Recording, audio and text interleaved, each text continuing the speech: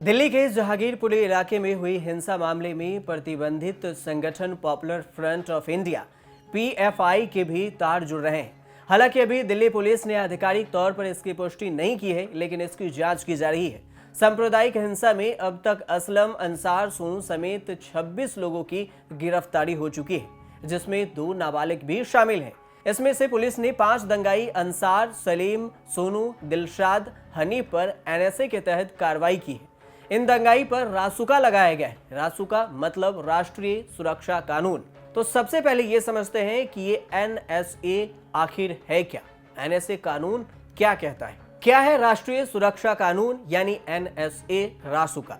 National security act यानी राष्ट्रीय सुरक्षा कानून या फिर रासुका एक ऐसा कानून है जिसके तहत किसी खास खतरे के चलते व्यक्ति को हिरासत में लिया जा सकता है। अगर स्थानीय प्रशासन को किसी शख्स से देश की सुरक्षा और सद्भाव का संकट महसूस होता है तो ऐसा होने से पहले ही वह उस शख्स को पकड़ सकता है। यह कानून प्रशासन को किसी व्यक्ति को महीनों तक हिरासत में रखने का अधिकार देता है। राष्ट्रीय सुरक्षा अधिनियम 1980 देश की सुरक्षा के लिए सरकार को अधिक शक्ति देने से संबंधित एक कानून है। यह कानून केंद्र और राज्य सरकार को किसी भी संदिग्ध नागरिक को हिरासत में लेने की शक्ति देता है। कब बना था एनएसए या रासुका कानून? अगर इसकी बात की जाए तो रासुका यानी राष्ट्रीय सुरक्षा कानून 23 सितंबर 1980 को इंदिरा गांधी की सरकार के दौरान बनाया गया था। ये कानून देश की सुरक्षा प्रदान करने के लिए सरकार को अधिक शक्ति देने से संबंधित है। यह कानून केंद्र और राज्य सरकार को संदिग्ध व्यक्ति को हिरासत में लेने की शक्ति देता है।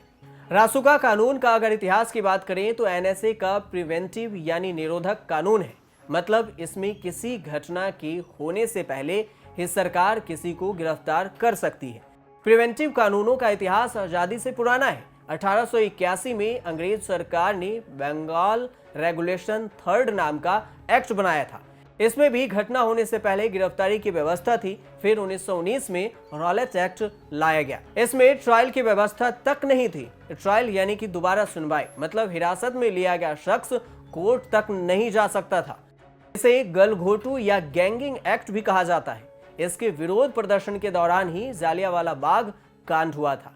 भारत की आजादी के बाद प्रधानमंत्री जवाहरलाल नेहरू सबसे पहले 1950 में प्रिवेंटिव डिटेंशन एक्ट लाए थे।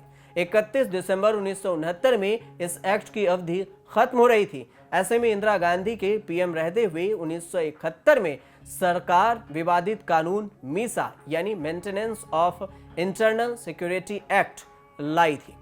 1975 में इमरजेंसी के दौरान इस राजनीतिक विरोधियों के दमन के लिए इस कानून का बहुत सख्ती से इस्तेमाल हुआ था। इमरजेंसी खत्म होने के बाद जब 1977 में जनता पार्टी की सरकार बनी, तब इस कानून को 44वें संशोधित करके इसे खत्म कर दिया गया। इंदिरा गांधी जनवरी 1980 में फिर प्रधानमंत्री बनी। उनकी सरकार ने 23 सितंबर 1980 को राष्ट्रीय सुरक्षा कानून संसद से पास करवाया।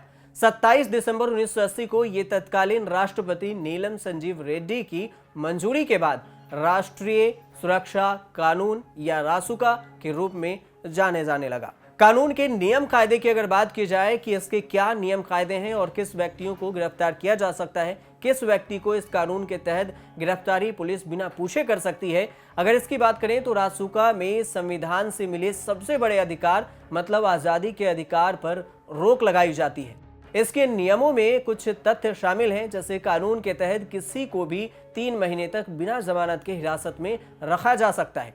जरूरत पड़ने पर 3-3 महीने के लिए हिरासत की अवधि बढ़ाई जा सकती है। रासुका या एनएसए के तहत किसी भी संदिग्ध व्यक्ति को बिना कोई आरोप लगाए 12 महीने तक जेल में रखा जा सकता है। गिरफ्तारी के बाद जिला अधिकारी को राज्य सरकार को बताना पड़ता है कि किस आधार पर गिरफ्तारी की गई है।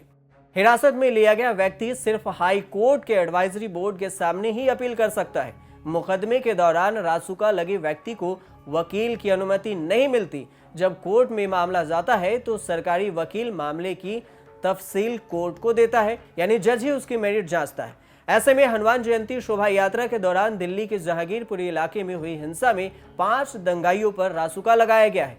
हालांकि इस मामले की जांच भी जारी है। जांच के दौरान पुलिस ने अब तक करीब 300 उपद्रवियों की पहचान की है।